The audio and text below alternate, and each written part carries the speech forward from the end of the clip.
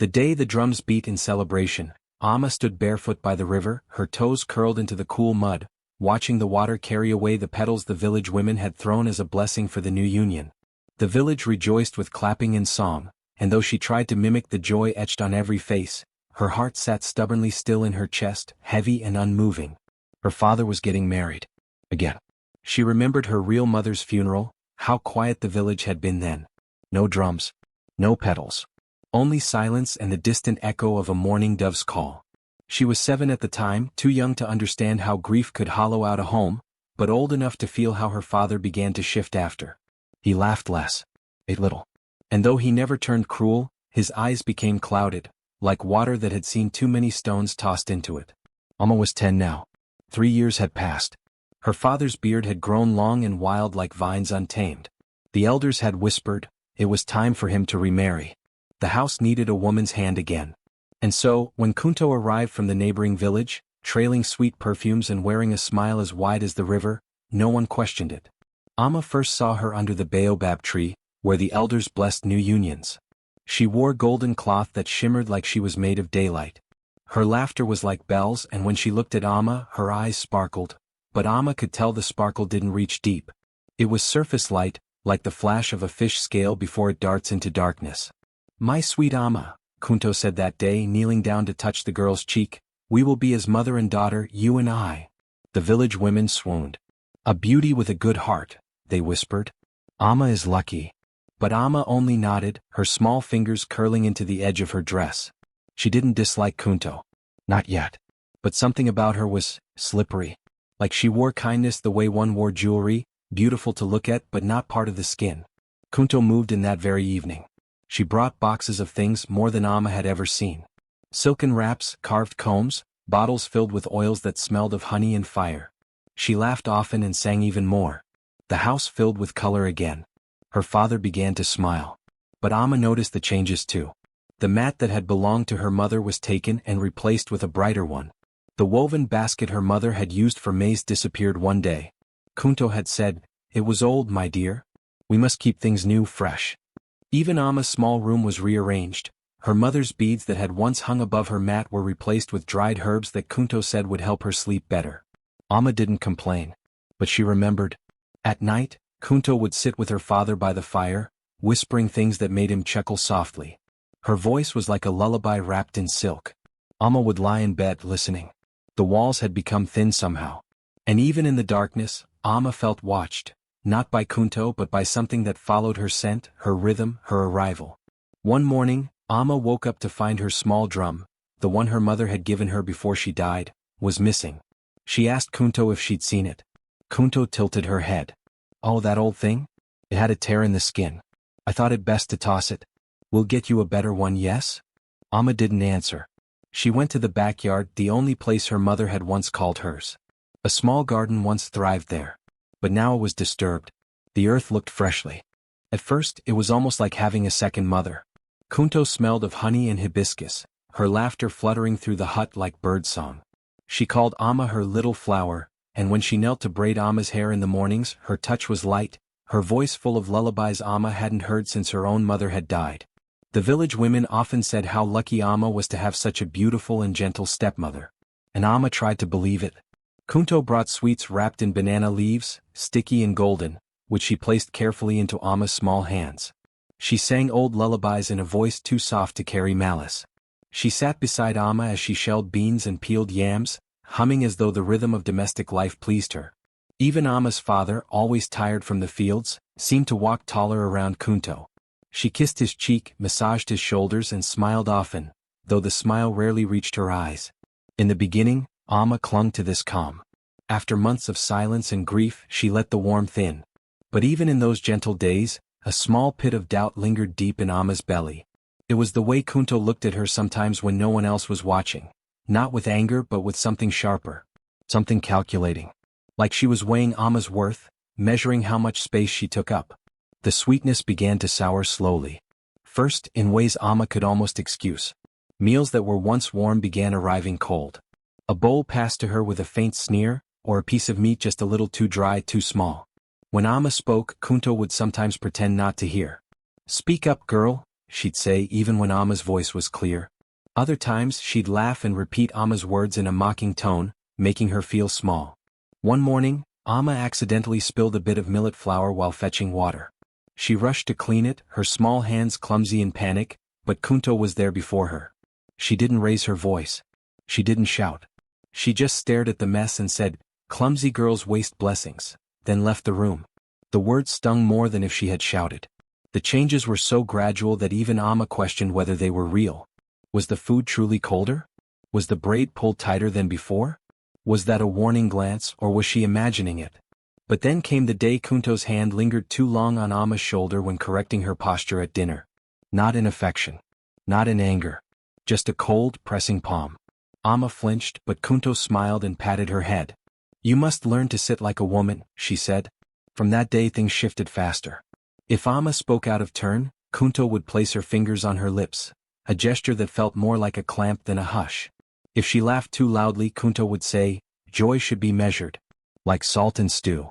Sometimes she would cup Amma's face, tilt it side to side as if inspecting it, then turn away without a word. The songs disappeared. The braiding grew painful. When Amma cried out once, Kunto tightened the grip and said, "That's how knots are made strong." Amma told herself not to cry. Crying would make it worse. So she learned silence, a quiet, inward shrinking. She folded her joy like old fabric and tucked it deep in her chest. The village still saw the same picture. A smiling Kunto, a quiet Amma, a father grateful to have peace again. No one asked why Amma no longer played with the other children. No one asked why her eyes had dulled. Only the shadows asked questions, the ones that stretched long in the hut when the sun dipped. Amma began speaking to them without words, letting her fear fill the space between flickering candlelight and woven walls. Some nights she could almost feel the darkness listening back. Then came the story of the honey pot. Kunto handed it to Amma with a smile one afternoon. "A gift," she said. "You're growing strong. You deserve sweetness." Amma opened the pot, dipped her finger inside and tasted it.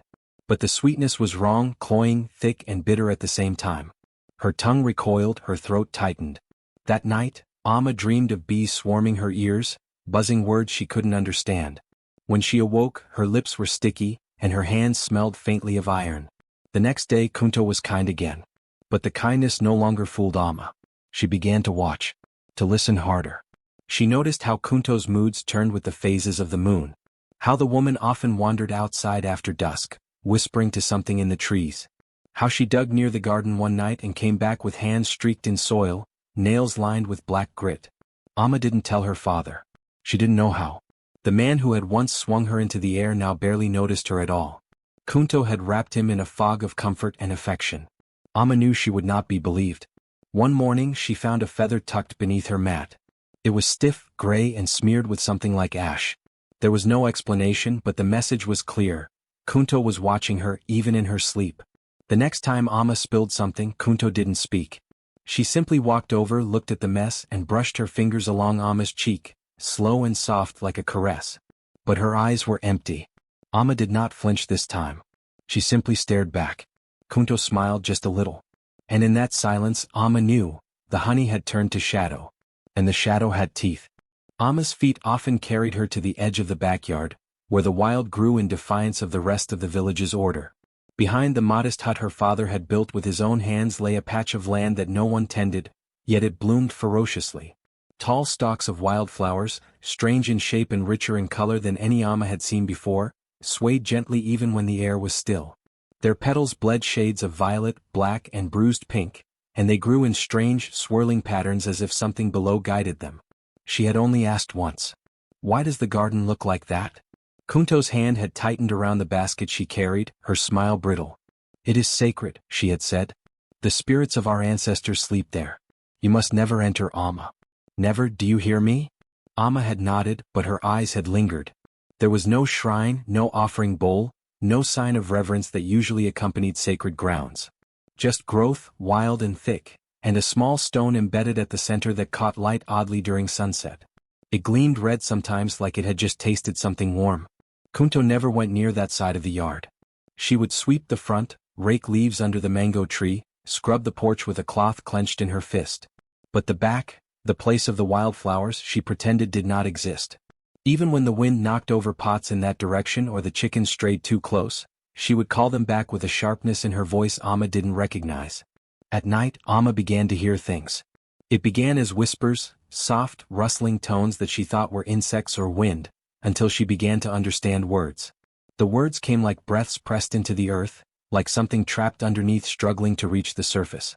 They moaned names she didn't know, groaned long, low notes that curled into her dreams. One night, lying on her woven mat, Amma heard a woman crying. Not the whimper of someone in pain. This was deeper, the raw, hollow sobs of someone who had been grieving for so long, they had forgotten why they began. She sat up, heart pounding, and looked through the small window. The moonlight struck the garden at the back, silvering the wildflowers, making them glisten like slick skin. And then she saw it. A hand. It rose slowly from the center of the flowers. Pale, earth-caked, with fingers bent as if reaching blindly in the dark. It moved once, twice, then was swallowed back by the blossoms as if the garden had inhaled deeply. Amma screamed. By the time her father rushed into the room, she was pointing, breathless, to the window. But when he looked, there was nothing there. Just still flowers. Silent wind. "You had a nightmare," he said, patting her head. "Too much yam before bed. Go to sleep, my flower." But the next morning the wildflowers looked taller. As if they had fed on something. Amma didn't tell anyone about the dreams that followed. She saw a girl, always buried to her waist, weeping in a hole too deep for her legs to touch ground. Her arms were always reaching up, her face always turned toward the sun, and her mouth always moved, but no sound ever came. One evening, while playing with pebbles near the mango tree, Amma dared to ask Kunto again. "Have you ever heard voices from the garden?" Kunto stopped chopping vegetables. Her hands stilled midair. Her eyes narrowed and something behind them shifted, something cold and old. "What did you say?" Amma shrugged. "Sometimes it sounds like crying. That's all." Kunto stared for too long. Then her smile returned, too wide. "The garden tests the curious. If you keep listening, it will drag your soul down into it. That's how spirits work." But Amma noticed her hand trembled as she resumed cutting. From that day, Kunto watched her differently. Less like a daughter. More like a threat. Amma's dreams grew darker. She saw not just one hand but many, all stretching from beneath the soil, some twisted, some small, some bone-thin. In one dream, they reached for her feet as she walked past. In another, she saw herself, older, with Kunto's voice, telling a different little girl not to step too close. The village dogs never barked at the house except when passing the backyard. Then their hackles rose and they whined, tails between legs. Birds never landed on the wildflowers. Even the bees hovered, then chose elsewhere. Amma began collecting tiny items. Chalk to mark trees. Bread for offerings. A stick with carved notches, one for each dream she had. She didn't know what she was preparing for, only that something called her. Something that knew her name before she ever spoke it. One night the crying grew louder. She stood from her mat and walked barefoot to the back door. The moon was full again. The wildflowers were moving without wind. The red stone glowed like a wound. As she stepped closer, she heard a voice, not crying now but chanting. A lullaby twisted backward. Each word pulled a memory from her chest. Kunto's voice, but younger. Softer. Frantic. Amma reached the edge of the garden, toes at the soil. She looked down and swore she saw eyes. Then a whisper rose, louder than the rest. She said it was love. But love does not bury itself in silence. Amma stumbled back. The garden was not sacred. It was sealed. And someone, was still alive beneath. Amma lay in bed, her small frame swallowed by fever and sweat-soaked cloth. The oil lamp sputtered, casting shadows that danced on the cracked mud walls like silent watchers. Outside, the wind carried the scent of dust and damp earth. Inside, Kunto's footsteps came and went, distant, indifferent, never pausing too long. She had muttered something about bad air, about spoiled children who pretend to be sick to get out of chores. But Amma hadn't been pretending. Not this time. Her throat burned, her limbs were heavy as stones, and her head spun with a heat that blurred the edges of thought. Yet in the midst of the fever, a stillness entered her body. It came not from herbs or rest, but from something far older. The air thickened. The flame of the lamp slowed, flickering as if in fear. Then the room dimmed to black. And the dream began. Amma was standing in the garden, the one she had been told never to enter. The forbidden place where the wildflowers grew higher than any she'd seen, their petals like small mouths pressed closed. But in the dream they were not closed. They breathed. They sighed. They turned slowly toward her as if they knew her name. The moon above was impossibly full, low and watching. And in its silver light she saw someone kneeling between the flowers. Her mother. Not Kunto, not the sharp-eyed, silken-voiced stepmother who spoke in smiles and struck in silence. No, this was her real mother, the one whose voice she remembered only in lullabies, whose face was the shape of love in her earliest memories. She was barefoot. Her wrapper was dirt-stained, her arms thin, but her eyes, oh, her eyes glowed like they had been hiding behind the stars, waiting for this moment. Amma wanted to cry out, to run to her, but her feet would not move. Her mouth would not open. She could only watch. The woman reached down and plucked a flower, one of the strange breathing ones, and held it out toward her. The stem bled sap like tears. She did not love me, her mother said. Her voice was wind and soil and sorrow. No matter what she told others. Her love was like sweetened poison. Amma's lips parted. Kunto. She wore my kindness like a mask. She baked bread with my flour, sang lullabies I once whispered to you, and then, her voice trembled, not with fear but rage held too long. She took everything. Even the breath from my chest. The flower in her hand curled inward as if listening. She told the village I slipped in the river. That I was too careless. But Amma. I never even went near the river that day. Amma's breath hitched. A cold hand seemed to press against her chest. Where did you go? She whispered. Her mother smiled, but it was the saddest smile Amma had ever seen.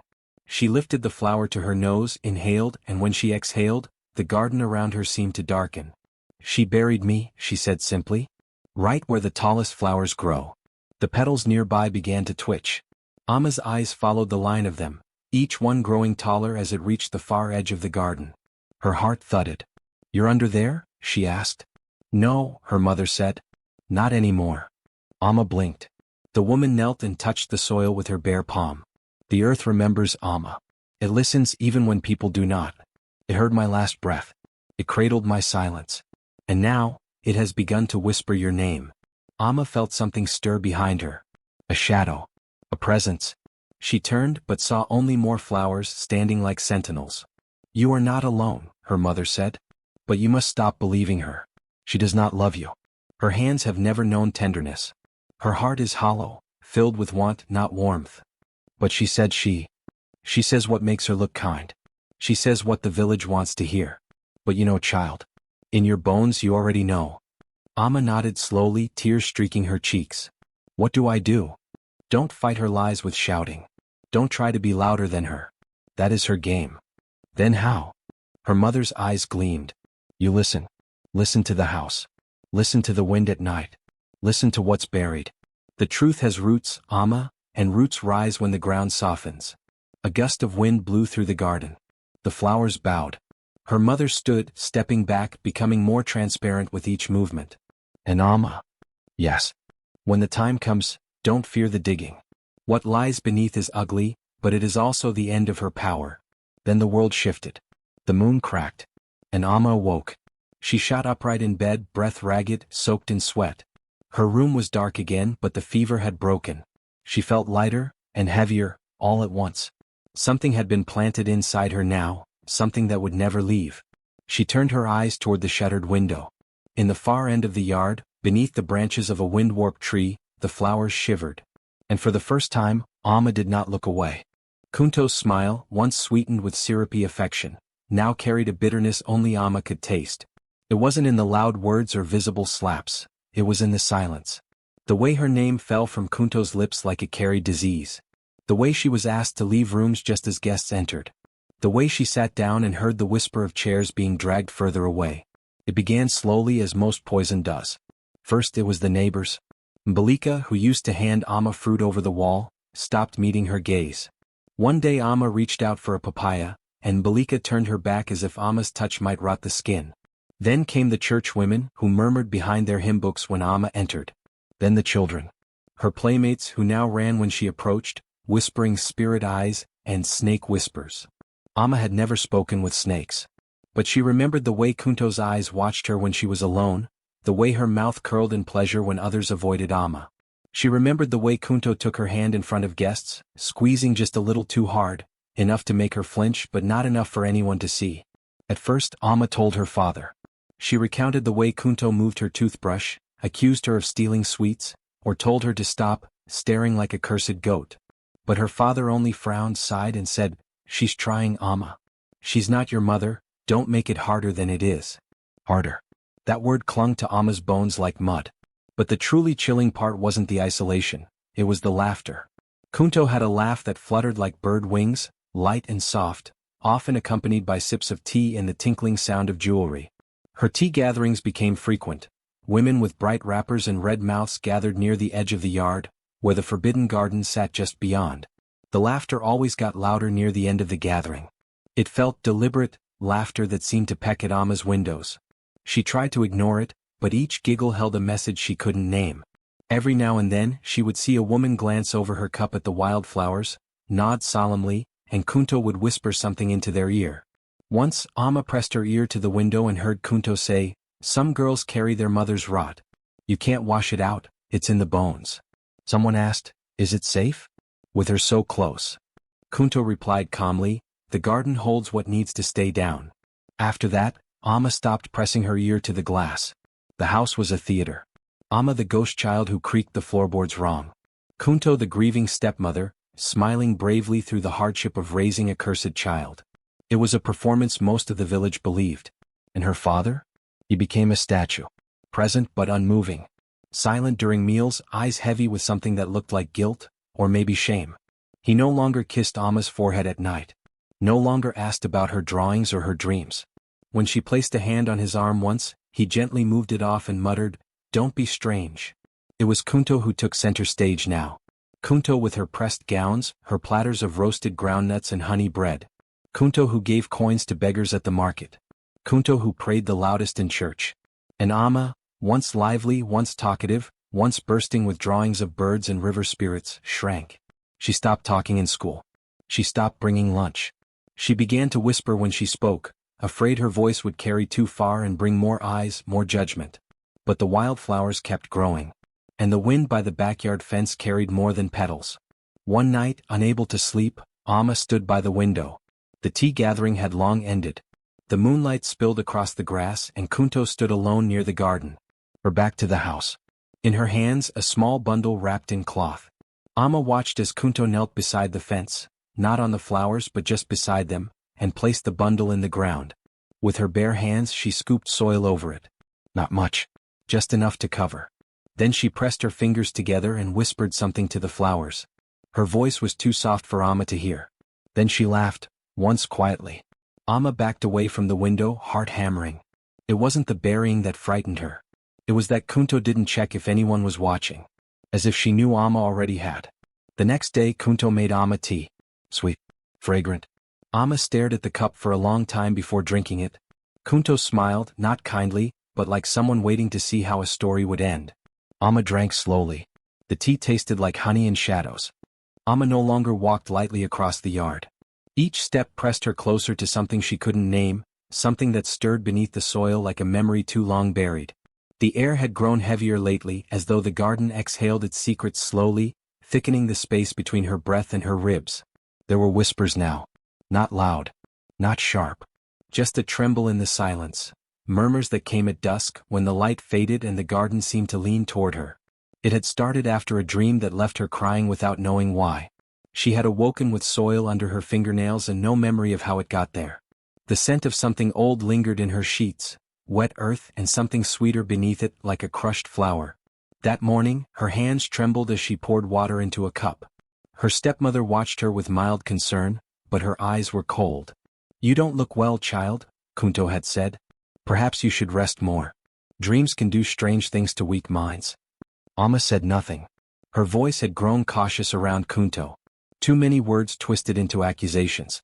Too many questions led to punishment. But that day something changed. As she stepped outside to fetch wood, her bare feet brushed the boundary where trimmed grass met the riot of overgrowth in the forbidden garden. She felt a warmth, not from the sun but from the soil itself. It pulsed, just once, like something alive acknowledging her presence. She returned that night. Quietly. The moon was thin and dull, barely lighting the narrow path between the kitchen and the far corner of the yard. The garden whispered louder now. It wasn't just weeping anymore. It was humming, tuneless, aching. Amma knelt near the wildflowers. She didn't know why. Her hands dug without thinking, fingers curling into the ground like roots seeking truth. The earth was soft. Too soft. She pushed deeper, the cool dirt sliding under her nails, gritty against her palms. Then something stopped her fingers, a texture different from soil. Fabric. She pulled gently. A corner emerged, frayed and faded, patterned with gold and indigo.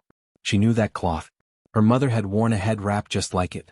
It still held the scent of jasmine and ash. Amma sat back, her breath caught in her throat. The whispers grew louder, circling her ears. But they didn't frighten her. They comforted. They remembered. They knew. The air thickened as though the sky had bent closer to listen. 4 days after, Amma couldn't stay away.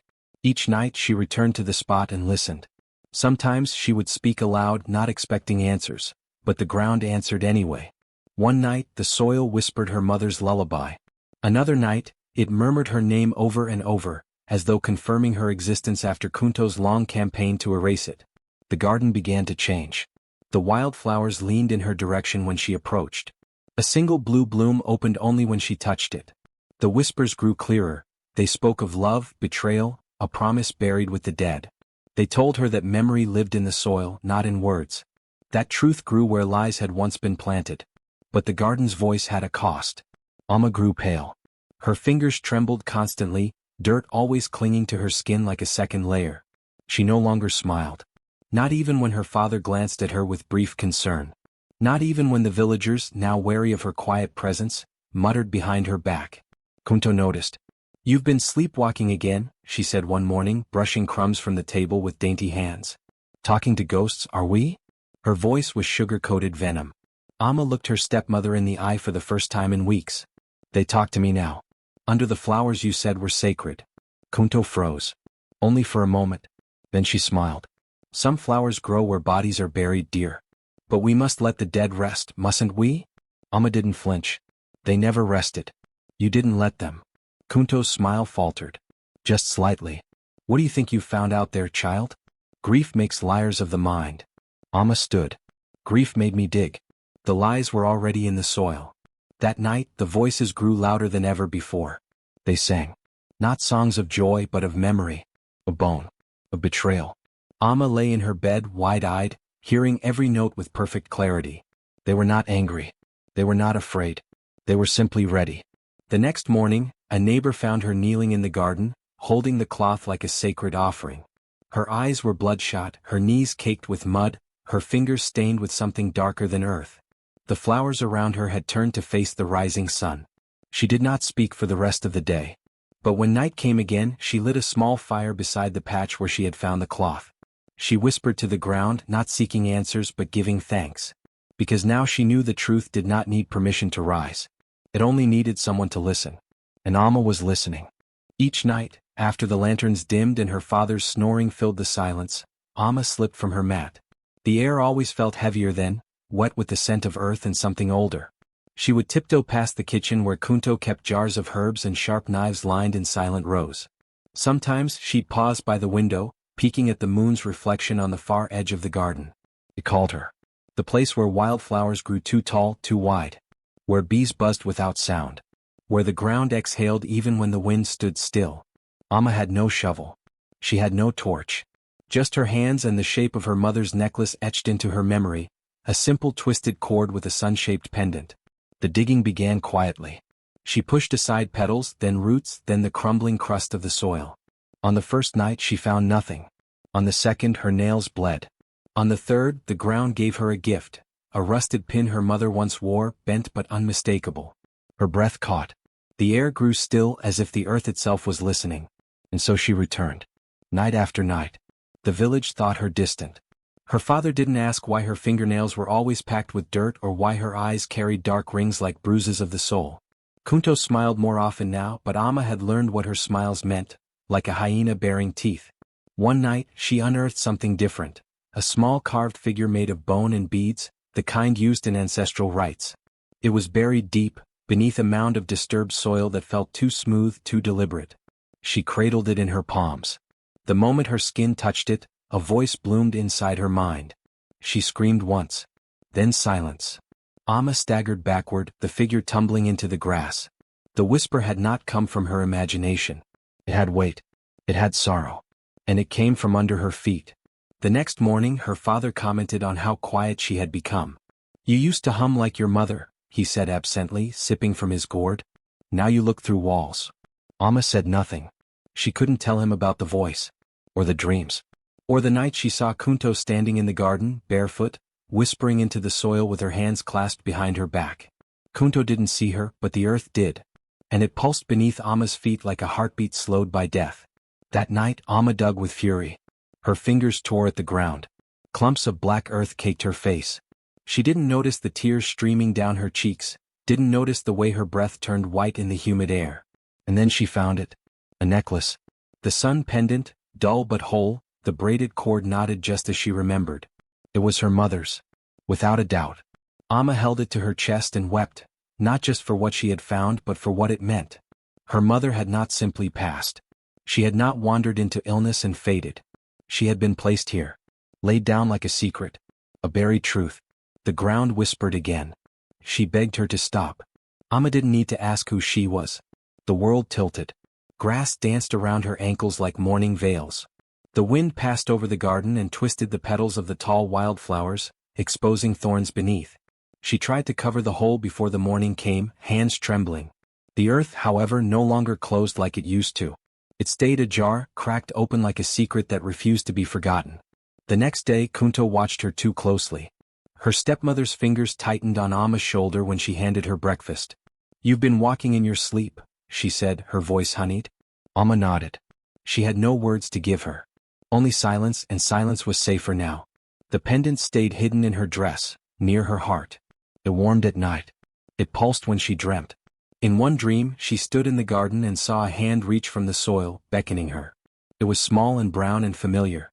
The sun pendant glowed in the soil like a coin at the bottom of a well. She took the hand. It squeezed back. When she woke, the floor beneath her mat was damp with mud. By now, Amma was not the same girl who braided reeds or sang to birds. The digging had changed her.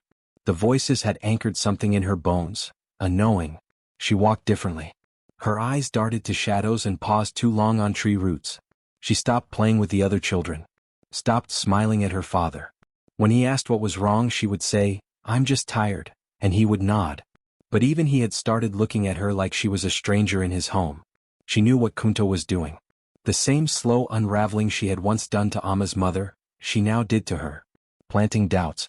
Feeding silence. Smiling with teeth. But Amma had something now that her mother never did. She had proof. And the earth itself was on her side. The garden no longer looked beautiful to her. It looked like a graveyard with flowers sown above the rot. She started planning. Where to dig next. When to confront her father. How to show him the pendant, the bones. Would he believe her? Or had Kunto buried more than bones in the backyard? Had she buried memories too? The child who once feared shadows now dug into them. And with every inch of soil she moved, she uncovered not just her mother's truth, but her own strength. Amma was no longer just a girl. She was the daughter of the dead. And the dead were not done speaking. The night was heavy with a silence too thick to be natural.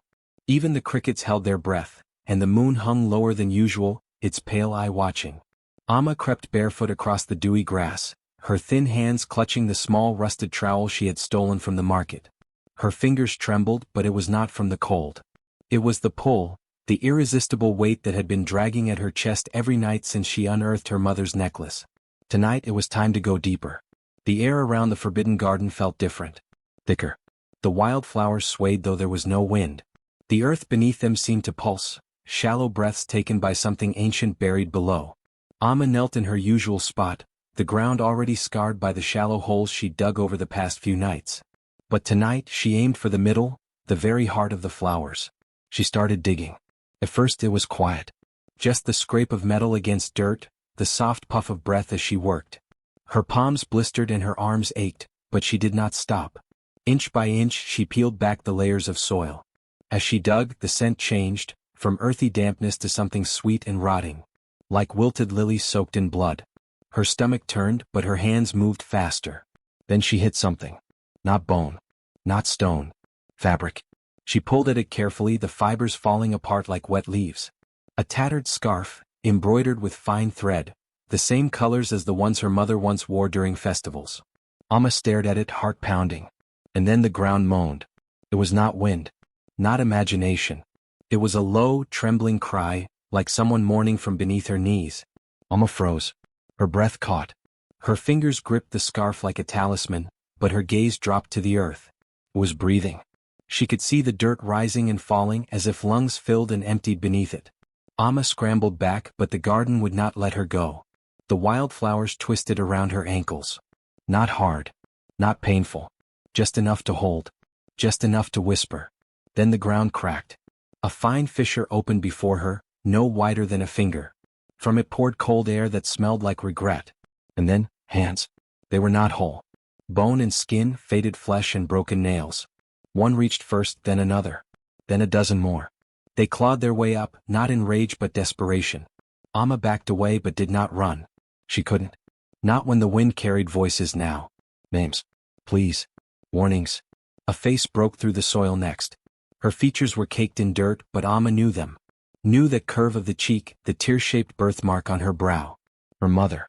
Her mother, mouth open in silent scream, eyes searching. Then more faces rose. A girl no older than 12.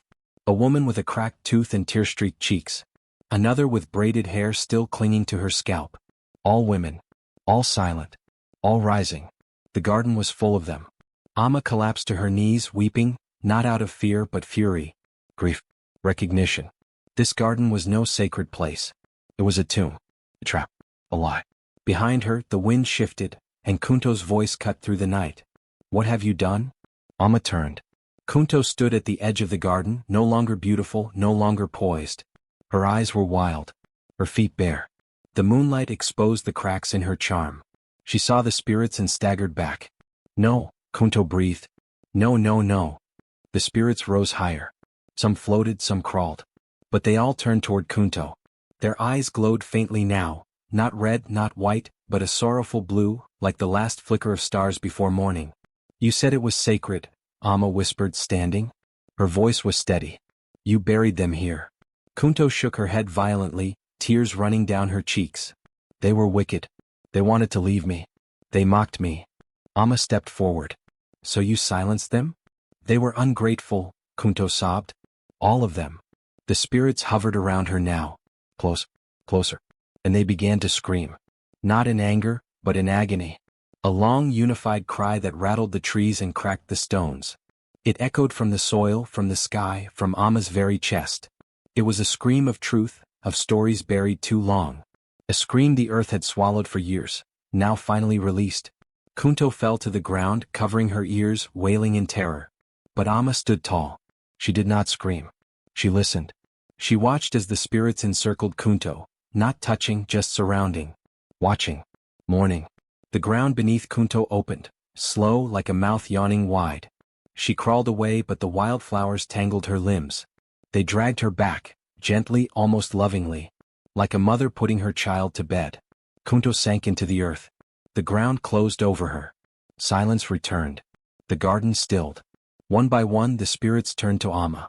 Her mother stepped forward, hand reaching out, not for help but in farewell. Amma touched her fingertips, cold like dew before dawn. Her mother smiled. You heard us, she whispered. Then they faded. By the time the first light of morning kissed the garden, Amma sat alone, surrounded by fallen petals and turned earth. The wildflowers had bowed low. The wind moved gently now. And in the soil, truth had bloomed.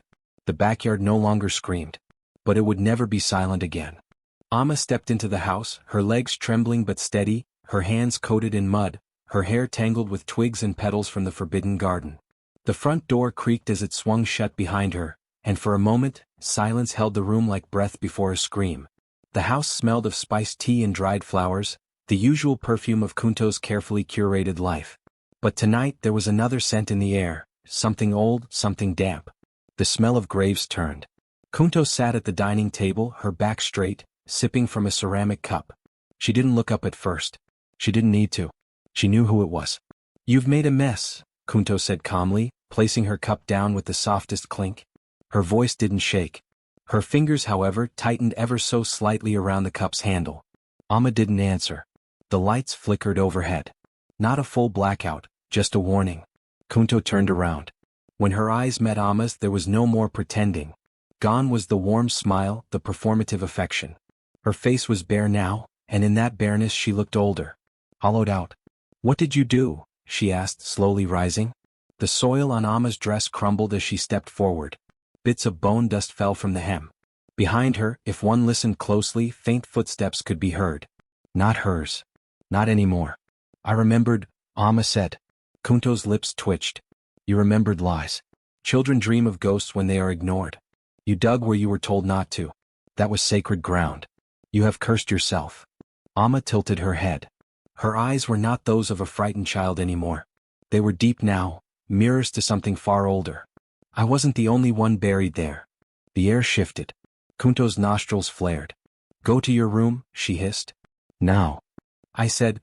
Amma's voice dropped low like wind under a door. "I wasn't the only one buried there." The walls groaned. The windows rattled. A sudden gust of wind tore through the hallway behind Amma, blowing out the candles. The entire room darkened, except for the faint glow now rising from the garden outside. Kunto stepped back. "You don't know what you're playing with." But Amma did. She had touched bone.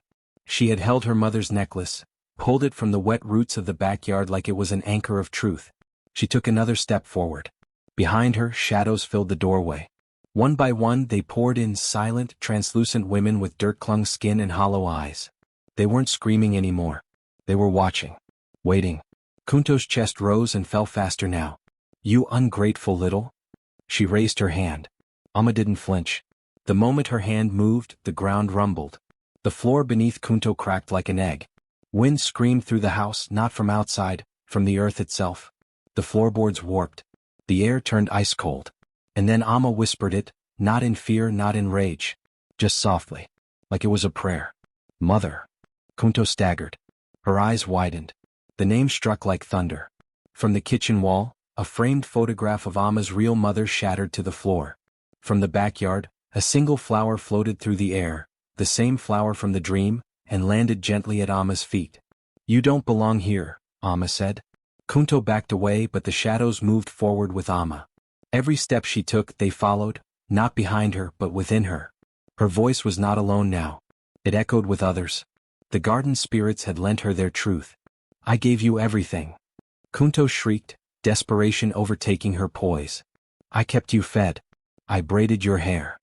You buried your love in the backyard." Kunto screamed, a raw, cracking sound that tried to drown out the whispers. But they only grew louder. Dozens of voices now. Names. Warnings. Memories. Truth. The floor under Kunto splintered, and with one final heave, the ground beneath her gave way. She dropped. Not fast. Not dramatic. She sank, like soil remembering a seed it never wanted. And then silence. The wind stilled. The candles reignited.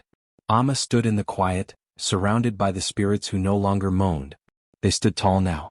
Free. She looked at the empty space where Kunto had been. There was no blood. No broken floor. Just a faint indentation in the wood, and the smell of earth. She turned toward the shadows. One of them stepped forward, the woman from her dreams, her real mother. She didn't speak. She only reached forward and touched Amma's cheek. Warmth. And then the spirits faded, one by one, until Amma stood alone. But not empty. The soil on her dress no longer felt like filth. It felt like truth. Like armor. She turned to the door. The garden waited. And from beneath the house, something whispered, not in pain, but in surrender. The sun rose gently over the village, casting soft golden light over what had once been a place of silence and rot. Now, the backyard bore no trace of the tall, unnatural wildflowers that had once swayed with sinister secrets.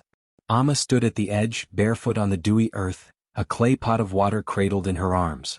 Her dress was simple, the hem still stained with soil from nights spent digging, but her eyes held something that had not been there before, stillness and strength. Where bones had been buried, flowerbeds now stretched, marigolds, hibiscus, white lilies. The garden no longer whispered horror but hummed with renewal. Small stones lined the edges of each bed, and on each stone, Amma had carved a name. Some she knew, her mother's name sat closest to the house, polished and smooth beneath her fingers. Others were names spoken by the wind, names the spirits had sung as they rose into the night. Amma had listened. She had remembered. And now the names lived again. Villagers came, quietly and often alone. They knelt, laid offerings, a ribbon, a piece of cloth, a sweet dumpling wrapped in leaves, and sometimes wept. No one mocked Amma anymore. No one called her cursed. They watched her move among the flowers, and they listened when she sang. She sang as she watered. Her voice, once shy and barely heard, now rang like the first notes of morning birds. Her songs had no lyrics, just melodies passed down in dreams and visions. People said her voice made the leaves dance. Others said they heard their own mothers in her song. Even her father, who had once turned away in confusion and grief, now sat at the steps of their home in the evenings, silent and humbled, waiting to hear her hum before night fell. Children sometimes wandered in, curious and unafraid. Amma would teach them how to plant a seed, how to listen with their palms to the soil, how to say thank you to the earth. She never spoke of Kunto. No one did. They did not need to. The roots had carried her far from the reach of daylight. Whatever judgment came for her had not come from Amma's hands, and that too became legend. What lingered instead was peace. The garden grew with a gentleness that no one had felt in years. When the wind blew, it no longer carried sobs or moans. It whispered lullabies. At night, fireflies gathered in glowing rings around the stones, and Amma would sometimes sit with her back against the trunk of a tree, looking up at the stars, humming softly to herself and the spirits. Her power did not roar. It didn't strike like lightning or blaze like fire. It grew quietly and defiantly, in every petal that opened and every root that reached deeper into the healing earth. Amma had not just uncovered the dead. She had planted something alive in their place. And the garden listened. The names on the stones shimmered in morning dew. The flowers never wilted. And Amma, once the girl with hollow meals and cold whispers, was now the keeper of the garden, the singer of truth, the daughter who had been heard.